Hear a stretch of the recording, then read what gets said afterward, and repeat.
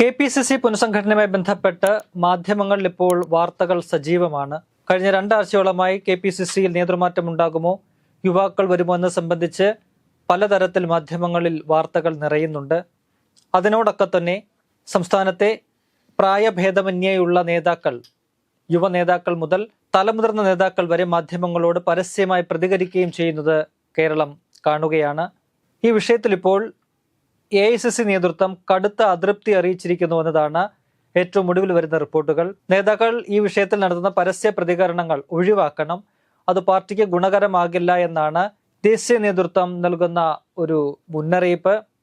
കാരണം പല മുതിർന്ന നേതാക്കളും ഈ പുനഃസംഘടനയുമായി ബന്ധപ്പെട്ട ചർച്ചകളിലെ തങ്ങളുടെ തീരുമാനം പുറത്തു പറയുകയാണ്.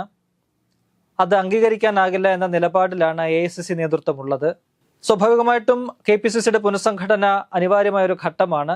അധ്യക്ഷനെ മാറ്റിയില്ലെങ്കിൽ പോലും മറ്റ് പുനഃസംഘടനകൾ, മറ്റ് തലത്തിലുള്ള പുനഃസംഘടനകൾ പൂർത്തിയാക്കേണ്ടതുണ്ട്. താഴെ തട്ടു മുതലുള്ള പുനഃസംഘടന പൂർത്തിയാക്കേണ്ടതുണ്ട് പാർട്ടിയിൽ. അതിനുള്ള നടപടികൾ മുന്നോട്ട് പോകണം. കാരണം ഏതാനും മാസങ്ങൾ അല്ലെങ്കിൽ അടുത്ത വർഷം ഇതേ സമയത്ത് തദ്ദേശ തെരഞ്ഞെടുപ്പ് നടക്കാൻ പോകുന്നു. അത് കഴിഞ്ഞാൽ 2026 ഏപ്രിലോടുകൂടി നിയമസഭാ തെരഞ്ഞെടുപ്പ് വരികയാണ്. അപ്പോൾ അതിനു മുൻപ് പാർട്ടിയെ അടിത്തട്ട് മുതൽ സജ്ജമാക്കേണ്ട സാഹചര്യമുണ്ട്. അതിന് പുനഃസംഘടന അനിവാര്യമാണ്. പല ഘട്ടങ്ങളിലായിട്ട് പുനഃസംഘടന തുടങ്ങിയെങ്കിലും അതൊക്കെ പാതി വഴിയിൽ ഉപേക്ഷിച്ച് പോകേണ്ട ഒരു ഗതികേടിലാണ് പാർട്ടി. അതിന് പ്രധാന കാരണം ഈ ഗ്രൂപ്പിസവും അല്ലെങ്കിൽ തങ്ങളുടെ അടുത്ത അനുയായികൾക്ക് സ്ഥാനമാനങ്ങൾ കിട്ടാത്തതിൽ മുതിർന്ന നേതാക്കൾ ഉൾപ്പെടെ അതൃപ്തി പ്രകടിപ്പിക്കുന്നതും ഒക്കെ തന്നെയാണ് അത്തരത്തിൽ പുനഃസംഘടന നിന്നു പോകാൻ പലപ്പോഴും കാരണമാകുന്നത്. നിലവിലിപ്പോൾ പുനഃസംഘടനയുമായി ബന്ധപ്പെട്ട് ചില ചർച്ചകൾ നേതൃതലത്തിലും ഹൈക്കമാൻഡ് തലത്തിലും ഒക്കെ നടക്കുന്നുണ്ട് എന്നത് വാസ്തവം തന്നെയാണ്.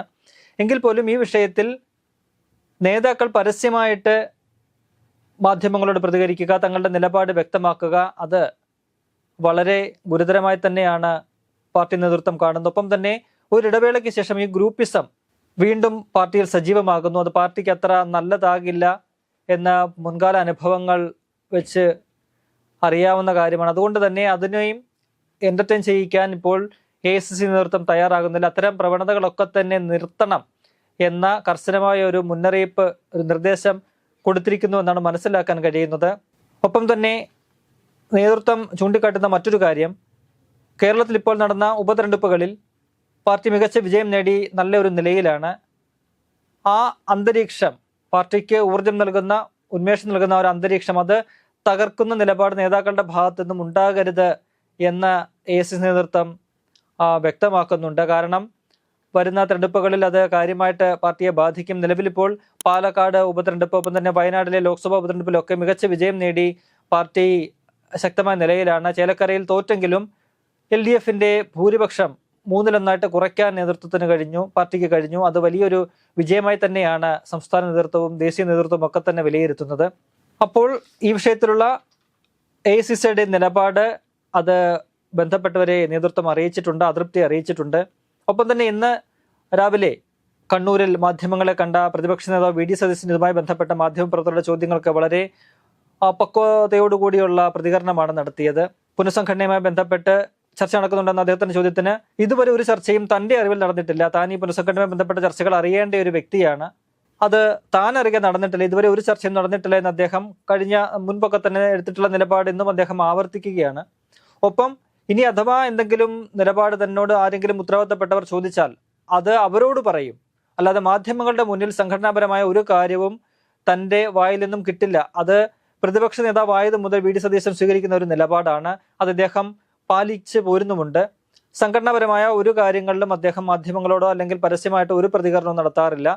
അത് KPCC അധ്യക്ഷന്റെ അധികാര പരിധിയാണ്. അദ്ദേഹം അതിൽ സംഘടനാപരമായ കാര്യങ്ങളിൽ പ്രതികരിക്കുമെന്ന് അദ്ദേഹം പറഞ്ഞു. ഒപ്പം തന്നെ ഇന്ന് അദ്ദേഹം പറഞ്ഞ മറ്റൊരു പ്രധാനപ്പെട്ട കാര്യം, അത് മറ്റു നേതാക്കൾക്ക്, ഈ പരസ്യ പ്രതികരണം നടത്തുന്ന നേതാക്കൾക്ക് ഒരു മുന്നറിയിപ്പ് കൂടിയാണ്. താൻ ഉൾപ്പെടെയുള്ളവർക്ക് ഇത്തരത്തിൽ സംഘടനാപരമായ അഭിപ്രായങ്ങൾ പറയാൻ അതിൻ്റെതായ പാർട്ടി വേദികളുണ്ട്. ആ പാർട്ടി വേദികളിൽ മാത്രമേ അത്തരം അഭിപ്രായ പ്രകടനങ്ങൾ പറയുകയുള്ളൂ എന്ന് അദ്ദേഹം പറയുമ്പോൾ അത് മറ്റുള്ളവർക്ക്, ഇത്തരത്തിൽ പരസ്യ പ്രതികരണം നടത്തുന്ന K മുരളീധരൻ, രമേശ് ചെന്നിത്തല, ശശി തരൂർ, ഒപ്പം തന്നെ യുവ നേതാക്കളായ ചാണ്ടി ഉമ്മൻ ഉൾപ്പെടെയുള്ളവർക്ക് ഒരു മുന്നറിയിപ്പ് കൂടിയാണ്. കൂടാതെ ഇന്നലെ ചാണ്ടി ഉമ്മൻ നടത്തിയ ചില അതൃപ്തി അദ്ദേഹം പരസ്യമാക്കിയിരുന്നു ഈ ഉപതെരഞ്ഞെടുപ്പിൽ നിന്നും അദ്ദേഹത്തെ മാറ്റി നിർത്തിയതിൽ. അതിലും VD സതീശൻ പറയുന്നത് അത്തരത്തിൽ യുവാക്കളുടെയും മുതിർന്നവരുടെയും ഉൾപ്പെടെ എല്ലാവരുടെയും അഭിപ്രായങ്ങൾ പാർട്ടി കേൾക്കും. അത് ചർച്ച ചെയ്യും.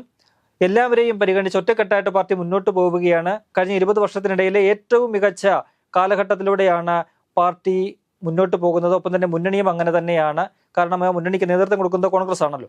അതിന് അദ്ദേഹം ചൂണ്ടിക്കാട്ടുന്നത് കഴിഞ്ഞ ഉപതെരഞ്ഞെടുപ്പുകളിലെ വിജയവും ഒക്കെ തന്നെയാണ്. അതുകൊണ്ട് പാർട്ടി ഒറ്റക്കെട്ടായിട്ട് മുന്നോട്ട് പോകുന്നതിൽ മുതിർന്നവരുടെ അനുഭവ പരിചയവും യുവാക്കളുടെ ആവേശവും ആ ഒരു ഊർജവും ഒക്കെ തന്നെ സമന്വയിപ്പിച്ചുകൊണ്ടാണ് പാർട്ടി പ്രവർത്തിച്ച് മുന്നോട്ട് പോകുന്നത്. അത് ഇനിയും തുടരും എന്ന് അദ്ദേഹം വ്യക്തമാക്കുകയും ചെയ്യുന്നുണ്ട്. എന്തായാലും നിലവിൽ കേരളത്തിലെ കോൺഗ്രസിലുണ്ടായിരിക്കുന്ന ഈ അന്തഛിദ്രം അത് എത്രയും വേഗം നിർത്താനുള്ള ഒരു നിർദ്ദേശമാണ് AICCയുടെ ഭാഗത്തു നിന്നും ഉണ്ടായിരിക്കുന്നത്. പല വിഷയങ്ങൾ പാർട്ടിയെ ഇപ്പോൾ ഗ്രസിച്ചിട്ടുണ്ട്. നേതാക്കളുടെ അഭിപ്രായ പ്രകടനം, ഒപ്പം തന്നെ കണ്ണൂർ മാടായി കോളേജുമായി ബന്ധപ്പെട്ടുള്ള വിഷയങ്ങളൊക്കെ തന്നെ പാർട്ടിയെ ഒന്ന് പിടിച്ചുലച്ചിട്ടുണ്ട്. അതുകൊണ്ട് തന്നെ ആ വിഷയങ്ങളൊക്കെ രമ്യമായി പരിഹരിച്ച് പോകുമെന്നാണ് പ്രതിപക്ഷ നേതാവ് ഇന്ന് പറഞ്ഞിരിക്കുന്നത്. അത്തരത്തിൽ ഒറ്റക്കെട്ടായിട്ട് മുന്നോട്ട് പോയില്ലെങ്കിൽ വരുന്ന തെരഞ്ഞെടുപ്പുകളിലൊക്കെ തന്നെ പാർട്ടിക്ക് കനത്ത വില ഇക്കാര്യത്തിൽ നൽകേണ്ടി വരും.